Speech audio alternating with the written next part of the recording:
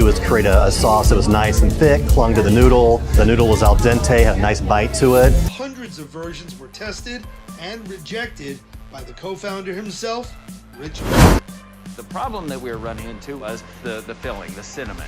When I realized what kind of game Shanti was playing, I was like, okay, all right. All right, hurry up. Yep. Me being the smaller. What if I told you that the freshly baked pastry you just bought at a popular bakery chain was actually frozen weeks ago, reheated, and sold at full price? The smell that lured you in wasn't always from baking. It was often from carefully timed heating tricks. That warm, nostalgic feeling you thought you were buying into? Engineered.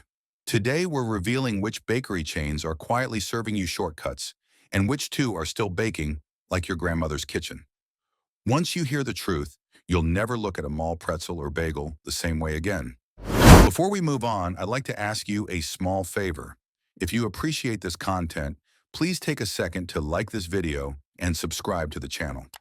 Over 98% of you watch the videos without subscribing. It costs you nothing, but it makes a huge difference to us. So, did you click the subscribe button? Great, thank you so much. Now back to the video. Imagine walking into a bakery, the air heavy with sugar and butter, the kind of smell that makes you think something just came out of the oven a minute ago. You look at the tray of pastries, still steaming, and you picture bakers in the back rolling out dough by hand. But the reality is very different. That scent is often pumped out deliberately, and what you're holding may have been mixed and frozen weeks before it ever touched a store oven. The illusion is convincing because these chains know exactly how to trigger the memory of homemade baking, the kind that feels personal and warm, like dough rising in your grandmother's kitchen. The setup is flawless, but the truth is far colder. Over the years, large chains learn that nostalgia sells. They pitch themselves as places where tradition still matters, where recipes get passed down and ovens never shut off. For a long time, that message worked. Cinnabon made its name on gooey rolls kneaded and shaped in front of customers. Auntie Anne's became a mall staple by promising hot pretzels that seemed handmade as you watched. Both started with real mixing and shaping done at the store level, which made the product unique each time. But as these companies expanded, that hands-on approach became too slow, too inconsistent, and ultimately too expensive.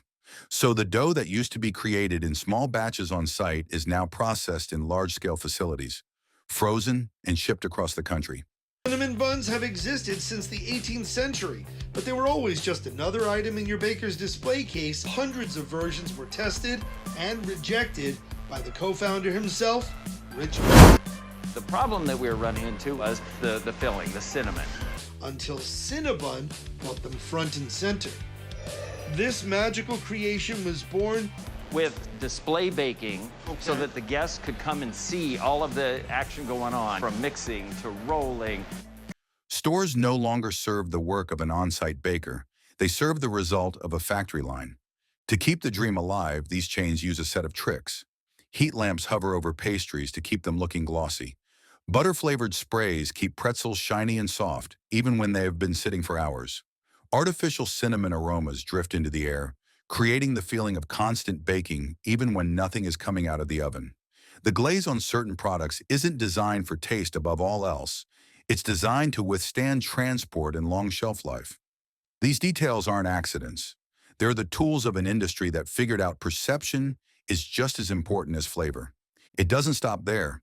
Portions slim down while prices climb. The cookie that once took 2 hands to split now fits neatly in your palm. The bagel that carried a strong crunch now bends limp after defrosting and reheating. The customer sees the same logo, walks into the same setting, and assumes the food is as handcrafted as it used to be.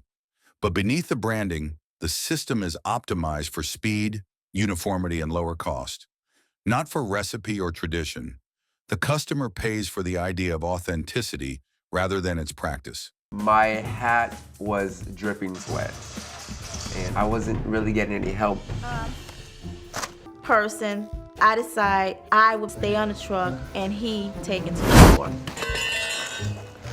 I think it actually worked out. When I realized what kind of game Shanti was playing, I was like, okay, all right. All right, hurry up.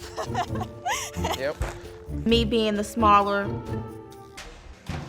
At this point, Shanta's really not helping out. So I was like, wow, okay, how are we gonna do this? I need to come up with a plan. I have a huge favor. Take Panera as an example.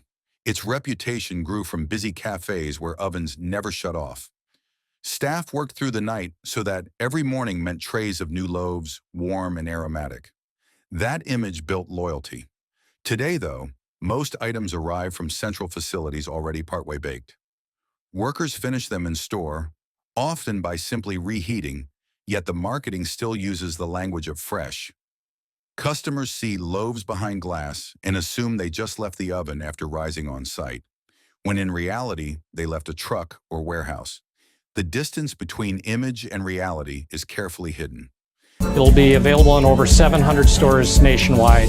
There are 2 sandwiches. There's a cheesy mac. Do is create a sauce that was nice and thick, clung to the noodle. The noodle was al dente, had a nice bite to it. The business team took a look at the landscape and they saw an opportunity. Why not marry that great brand of Annie's with the organic requirements they have? Bagel fans know the story of Einstein Brothers too well. A proper bagel requires a boil and bake, giving it a crisp shell and dense chew. But Einstein Brothers streamlined that into pre-formed dough, frozen solid, then finished briefly in store ovens. The texture loses its sharpness, leaving something soft and spongy where a firm bite should be. For people raised on authentic bagels, the difference is obvious. Yet the chain thrives on volume by selling a less demanding version to the masses. This is the strategy. Maintain the outward picture of handmade goods while relying on the scale of manufacturing. The chains lean into nostalgia, creating the impression of craft still alive in every location. But the products often bear no trace of skilled bakers, only the efficiency of machines and the timing of reheats. When we see a worker pull a tray from an oven, it feels genuine, even if those items were frozen months before. The uncomfortable truth is clear. Fresh baked at these chains often means frozen dough transported and finished with a quick bake-off cycle. From smell machines to shiny glazes, every detail plays a role in shaping customer belief. But that belief hides the fact that many of these kitchens no longer cook in the way their advertisements promise. Not every chain took this path, though, and a few found ways to grow without cutting ties to real craft. 2 in particular prove it's possible to keep quality intact while reaching more people. Big bakery chains rewired their business around efficiency, stripping away the craft they once claimed to celebrate. The process became colder, but 2 names, Porto's and Levain, show that it's still possible to scale without sacrificing honest baking. They built growth on systems that respect the product instead of cutting corners. That's the difference between actual ovens at work and frozen dough in a truck. So the next time a cinnamon roll or pretzel smell pulls you in, ask yourself, are you smelling fresh dough or a factory schedule? Share which chains fooled you and whether authenticity is worth paying more for.